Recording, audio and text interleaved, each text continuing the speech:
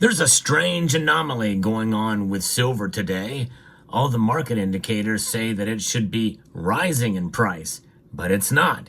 I'm going to explain to you the reason why silver's price is dropping as we explore.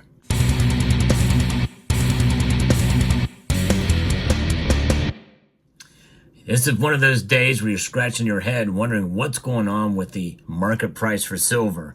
And you may also be wondering what's not on your screen right now. It's two pieces of silver I'm going to show you later in the video, so you're going to want to stay tuned for that. But what's going on with the market with silver today? All the precious metals are actually down today, except for palladium. It's actually up $12. It's over $1,000 right now in the ask price. But what's going on with gold and silver? Well, gold fell too, but silver fell even more. Gold has fallen $3.70 today to $2,753.20. That's still near an all-time high. We need about 30 some odd dollars for it to get there. But silver fell 1.28% today, moments before the markets close. As I look at these prices at $30.47. Now, tomorrow's a new day, and my hope is we can stay above $30 an ounce. But, volatility is something that we have to really prepare for with the silver markets. That has widened the gold to silver ratio to 90.5. Yeah, that's right. We're above 90 again. So that's what we're looking at. But, whenever the prices dip like this, it's easy to kind of get discouraged and everything. And I think you should look and consider and look at it through a broader lens in terms of the prices for precious metals, and look at it as a buying opportunity if your budget allows. That's where my friends at Summit Metals come into play. SummitMetals.com. Elevate your wealth. Hope you will check them out. They've got some great prices over there on a number of different silver products. So, looking at this and seeing what's happened with the market, let's talk about what should have moved the prices up. I'm going to be referencing an article here from Kitco. The gold and silver market continues to see some technical selling pressure. There it is. That's the answer. Technical selling pressure. And so that's what they're doing. It's largely ignoring U.S. labor data showing the number of Americans applying for first-time unemployment benefits hitting a 6-week high. Initial claims for state unemployment benefits increased by 6,000 to a seasonally adjusted 223,000 for the week ending January 18th. The Labor Department announced here today. The number was slightly above expectations as consensus estimates forecasting a reading of 221,000 claims. The previous week's figure was unrevised at 217,000. That doesn't usually happen. But remember, the people that give us these numbers are still essentially there as the chefs at the Cook the Book Club. And what they want to do, they want to make things look bad for the current administration, as opposed to this is really data that's coming in from the last administration. The gold market is not seeing much reaction to the latest labor market data, and the same thing with the silver market too, after it was unable to break initial resistance overnight at $2,750 an ounce. And meanwhile, the 4-week moving average for new claims, often viewed as a more reliable measure of labor market since it flattens week-to-week volatility, came in at 213,500, increased by 750 claims from last week's unrevised average. While the number of Americans getting first-time benefits remains fairly stable, the report shows that the already unemployed are having trouble entering the labor market. Continuing jobless claims, which represent the number of people already receiving benefits, increased by 46,000 to 1.974 million, up sharply from the previous week's revised data. This is the highest for insured unemployment since November 13th, 2021, when it was 1.974 million. Some economists have said that investors should pay attention to continuing claims, as it could be a sign of growing weakness in the labor market. And also this idea that we could see ourselves in an economic downturn soon, maybe even a recession. It could be coming. Prepare for it if it does. What does that mean for gold and silver? Well, it means we may see them actually fall once that reality hits in, as people run to the safety of the dollar, whatever safety that is, because we're in inflation.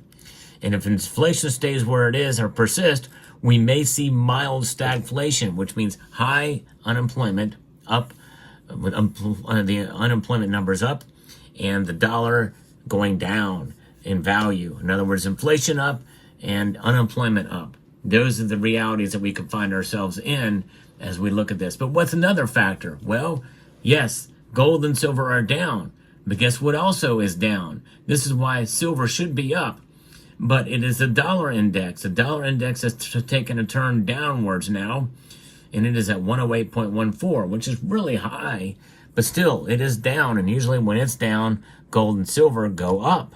But that's what's not what's happening here because of the technical selling, which in a sense, in many ways, is a much more rational approach to the gold and silver markets. You take advantages and you sell when you, and this is all done in the paper markets, by the way, the ETFs and the like. That's what's happening here in this year, 2025. There is selling on the happening in a technical sense, looking for opportunities here, profit taking, and so ignoring market conditions and taking profits. Could people swoop in and make buys? Well, that very well could be the case. That could prop up the prices and maybe prevent silver from falling below $30 an ounce. My guess is that's probably will happen in due course. We'll see how that plays out.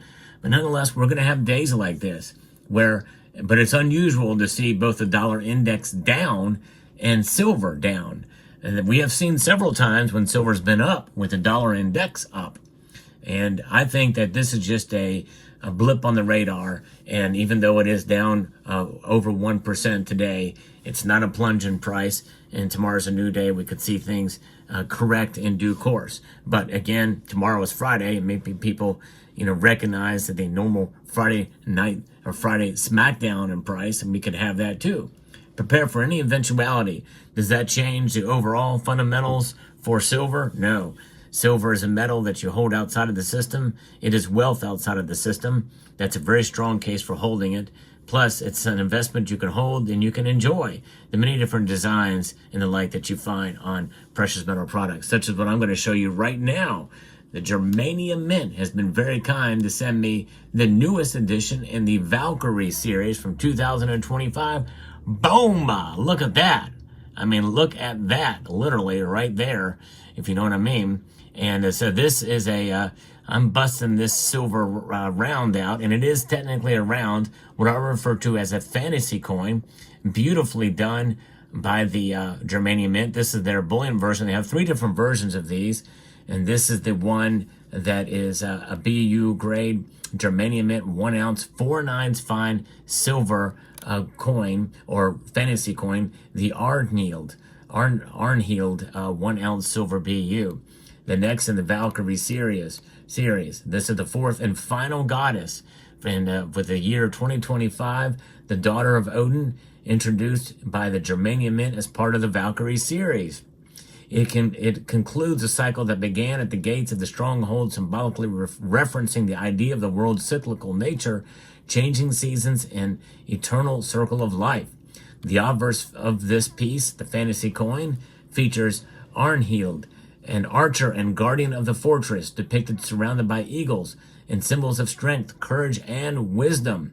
The Valkyrie is shown wearing a hardened leather armor and a hooded cloak, enabling her to blend seamlessly into the forest while safeguarding her domain. On Arnhild's belt is the Ingwat's rune, representing the continuity of life, and you can see it right there. Pretty amazing. The detail is just second to none on this. It's really extravagant. They've done an amazing job with this. It represents continuity of life, abundance, and protection. The design also includes Hugin and Munin, 2 ravens that serve as Odin's eyes. And you can see this raven here and the one in the background there. Almost looks like a privy mark, but indeed it is not. And there's the quiver with the arrows as well. And the backdrop with another, looks like to be an eagle flying as well. Very, very nicely done on this side, and multiple levels of frosting as well on this. Almost has a reverse proof look. Speaking of reverse, let's take a look at the reverse of this fantasy coin. It does have a denomination of 5 mark, which is what designates it as a fantasy coin.